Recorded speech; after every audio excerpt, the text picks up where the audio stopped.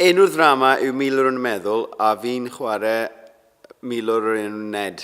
Fy enw i yw Aled, a fi'n chwarae Hugh, brawd Ned. Phil Harris yw'n enw i, a wy'n chwarae ran Goronwy yn y ddrama. Goronwy yw tad Ned.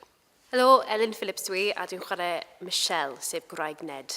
Mae ddrama yn dyn â Ned, milwr sy'n dod adre, a mae brofiadau fe yn y rhyfel yn ei rhwystro rhag cyfathrebu efo'i wraig, efo'i dad, efo'i ferch, ac sut mae'n delio efo'i broblemau.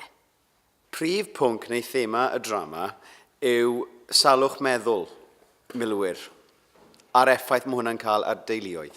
Thema y ddrama yn fras yw siwt mae dyn sydd wedi dod nôl o'r rhyfel yn ymdopi yn y byd, yn ei gynefin ei hunan, siwt mae e'n ymdopi gyda'i tostrwydd corfforol a meddyliol, a siwt mae fe'n ymdrin pobl yn ei gymuned, a siwt mae'r gymuned yn gallu ymdrin ag e.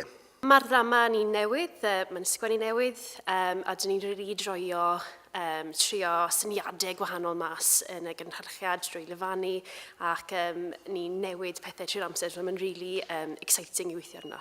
Byddwn ni'n gofyn i gynulleidfa i fod yn barod i gwestiynau reality, pob moment y ddrama.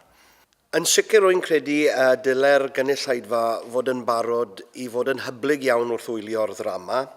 Mae'r ddrama yn real, ond eto gyd mae e'n swrreal. Felly dylen nhw fod yn barod i dderbyn unrhyw beth sy'n cael ei twli atyn nhw.